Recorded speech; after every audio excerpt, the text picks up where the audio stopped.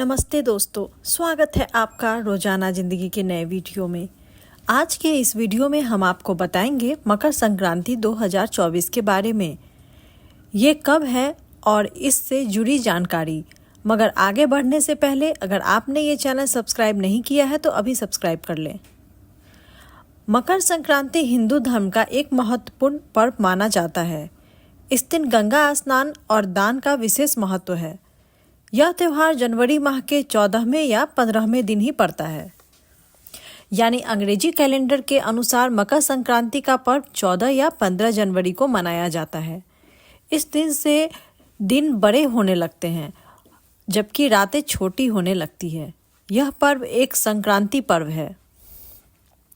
इस दिन दिन और रात बराबर होने से वसंत ऋतु का आगमन शुरू हो जाता है। ऐसी मान्यता है कि इस दिन स्वर्ग के द्वार खुलते हैं। इसलिए भीष्म पितामह ने भी बाण लगने के बाद भी प्राण त्यागने के लिए सिर्फ उत्तरायण का ही समय चुना था ताकि उन्हें मोक्ष मिल सके। साथ ही शास्त्रों में बताया गया है कि इस दिन गंगा स्नान करने से 7 जन्मों के पाप मिट जाते हैं। मकर संक्रांति को लेकर इस बार लोगों के मन में असमंजस की स्थिति बनी हुई है। आइए जानते हैं कि 2024 में मकर संक्रांति कब मनाई जाएगी। ज्योतिषविदों एवं पंचांग के अनुसार 15 जनवरी को मकर संक्रांति का पर्व मनाया जाएगा।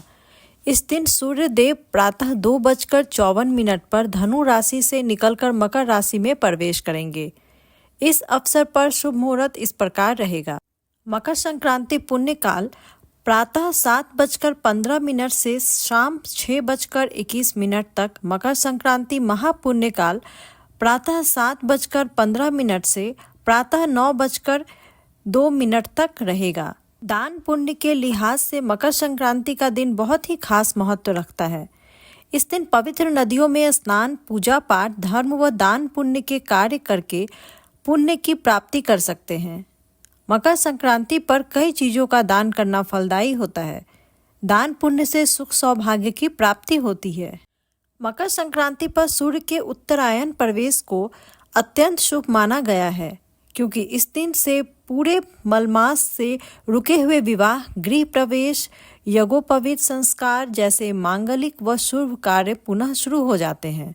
साथ ही इस दिन का दान का विशेष विधान है। लेकिन क्या आपने कभी सोचा है कि मकर संक्रांति पर दान की इतनी महिमा आखिर क्यों है और क्यों लाखों लोग इस पर्व पर दान करते हैं? इसकी महिमा को जानने के लिए यक्ष ने धर्मराज युधिष्ठिर से प्रश्न किया कि मृत्यु के समय सब यही छूट जाता है। सगे संबंधी मित्र कोई साथ नहीं दे पाते, तब उसका साथ ही कौन होता है? इस पर युधिष्ठिर ने कहा, मृत्यु प्राप्त करने वाले का मित्र दान है, वही उसका साथ देता है। फिर यक्ष ने पूछा, श्रेष्ठ दान क्या है? युधिष्ठिर बोले, जो श्रेष्ठ मित्र की भूमिका निभा सके।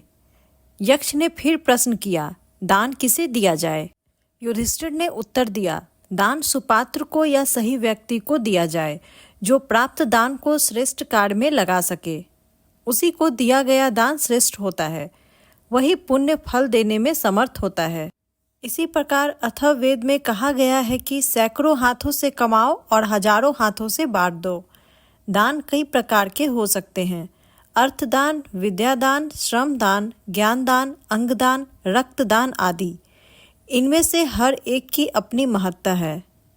तो देखा दोस्तों, कितना महत्व है दान का। आइए जानते हैं मकर संक्रांति पर किन किन चीज़ों का दान करना शुभ व फलदायी होता है। मकर संक्रांति के दिन चावल और काली उड़द दाल की खिचड़ी का दान करना बेहद शुभ होता है। इससे शनिदेव प्रसन्न होते हैं और आरोग्य का वरदान प्राप्त होता है।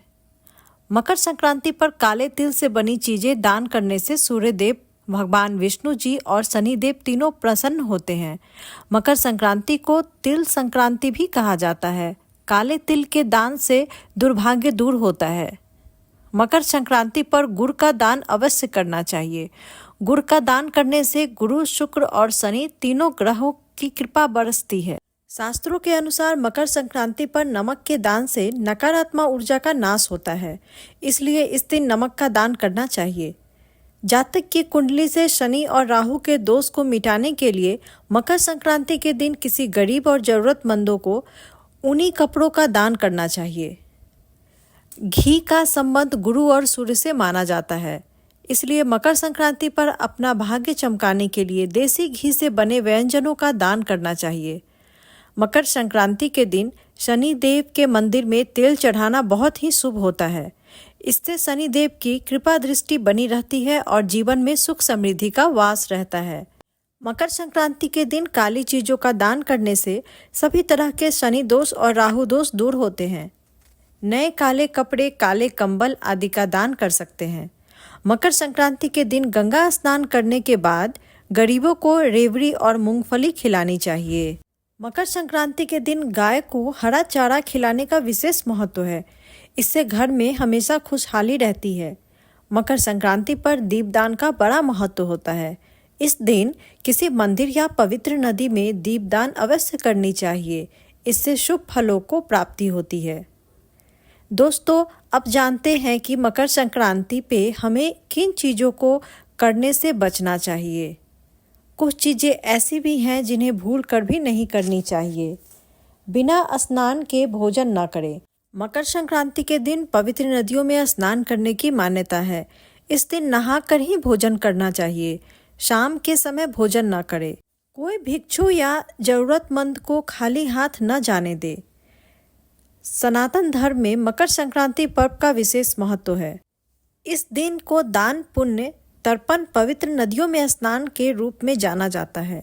धार्मिक मान्यताओं के अनुसार इस दिन आपके घर कोई भी भिक्षु आए तो आप उन्हें खाली हाथ न जाने दें। इस दिन आपके द्वार जो भी भिक्षु आए उसे कुछ न कुछ अवश्य दान करें।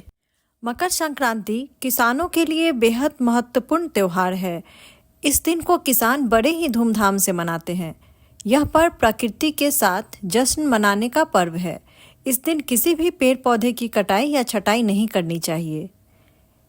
ये दिन बड़ा ही पवित्र माना गया है।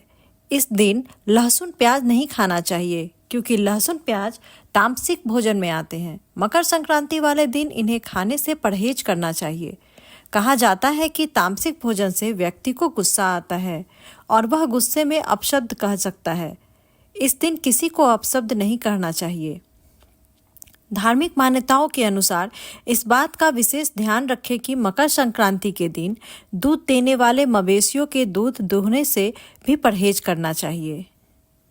सनातन धर्म के मुख्य और साल के पहले त्योहार कहे जाने वाले मकर संक्रांति के पर्व को दान, पुण्य, पूजा पाठ और तर्पण का त्योहार माना जाता है। इसलिए हर व्यक्ति को मकर संक्रांति के दिन मांस, मदिरा के सेवन से भी परहेज करना चाहिए। इस दिन सात्विक भोजन ग्रहण करने के लिए कहा जाता है। दोस्तों, आशा करती हूँ आपको आज का वीडियो पसंद आया होगा। ऐसे ही जानकारी के लिए चैनल को सब्सक्राइब करना न भूलें। Thank you.